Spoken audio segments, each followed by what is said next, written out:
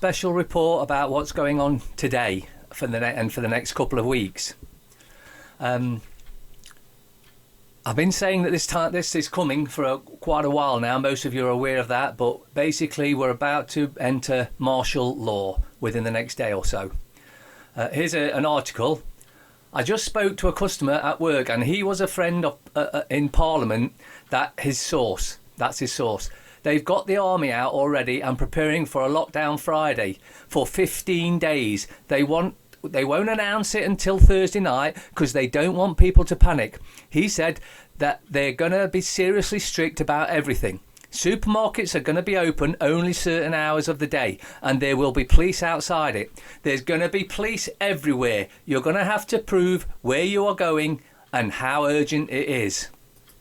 And also, Jason Nota has been speaking to someone he knows up in the barracks up in Catterick, and they confirmed that this is what's going on.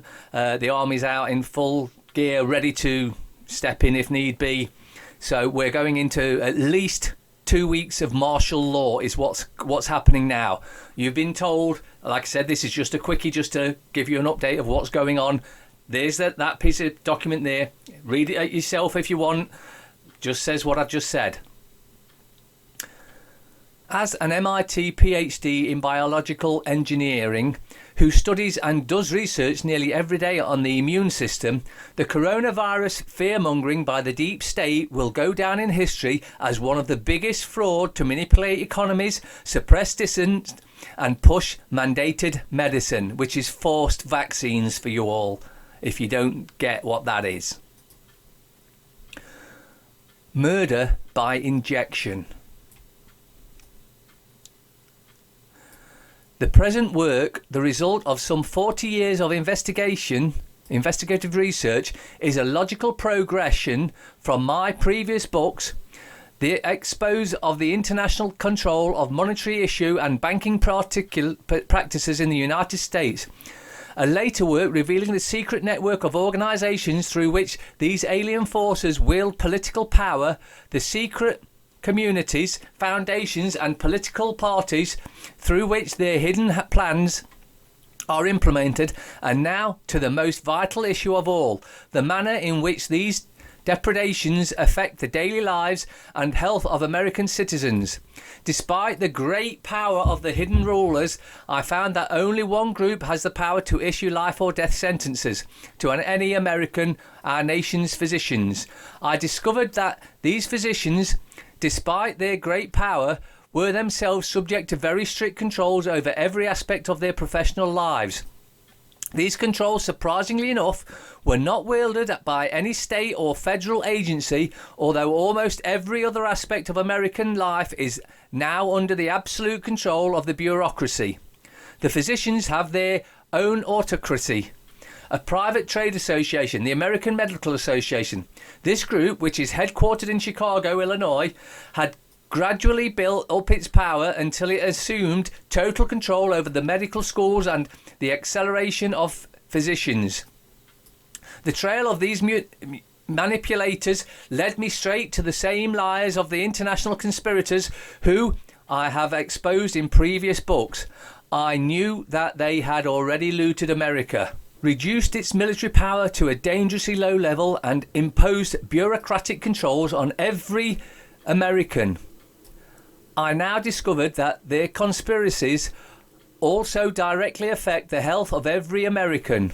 This conspiracy has resulted in a documented decline in the health of our citizens. We now rank far down the list of civilized nations in infant mortality and other significant medical statistics. I was able to document the shocking record of these cold-blooded tycoons who not only plan to carry out famines, economic depressions, revolutions and wars, but who are also their greatest prophets in their manipulations of our medical care. The cynicism of and malice of these conspirators is something beyond the imagination of most Americans. They deliberately mulct our people of millions of dollars each year through charitable organisations, and then use these same organisations as key groups to bolster their medical monopoly. Fear and intimidation are the basic techniques by which the conspirators maintain their control over all aspects of healthcare, as they relentlessly crushed any competitor who challenges their profits. As in other aspects of their behavioural control over the American people, their most constantly used weapon against us is their employment of federal agents and federal agencies to carry out their intrigues. The proof of this operation may be the most disturbing revelation of my work. Links in description if you want to read the rest of that. Schools close tomorrow, as does everything else. This summer's A-levels, GCSEs and SATs cancelled. Guardian. Now it's the schools. PM scraps exams and shuts down classes. Sterling sinks to 35-year low against the dollar. Mail. Daily Fail. Schools out, exams ex, death soar and army in. What a load of bullshit. Supermarkets ration. Will London lock down? Well, the whole country's going to be locked down. And the proof summer really is doomed. It's glassed off, Bury. The Times. Exams cancelled after virus forces schools to shut down. London set for isolation as disease takes up. Load of bullshit. It's absolute bullshit. Don't believe any of this shit. That's total and utter fake news there. First nationwide closure in history. Emergency grades to replace tests. Deaths across Britain exceed 100, which is pitiful. That shows you how much bullshit this is. Mirror. Free home delivery, no thanks. Pandemic confusion, schools, viruses, chaos. Classes end on Friday as cases spike to 2,626. Absolutely pathetic. Families and teachers left in dark over details. London lockdown put on economy woes mount. Telegraph. Schools close as London prepares for shutdown. Fears of bed shortages in regional hospitals pound at lowest in 35 years. Metro. A picture to make all those hoarders hang their heads in shame. Schools out, exams off. Waste of paper. We'll crack down on bog roll bandits. Don't be selfish. British stores bring in rationing. Express. Hope in fight against killer virus. 10 million to be kept out of school. Testing will soar to 25,000 a day. The Queen keeps smiling though. Yes, because she knows what's going on because she's planned it all. FT. Sterling hammered as London prepares to go into lockdown. It's not just London, it's the whole country. Fears grip markets as faith in government intervention runs out. Oil at 17-year low. S&P suffers as and bonds sell off in dash for cash.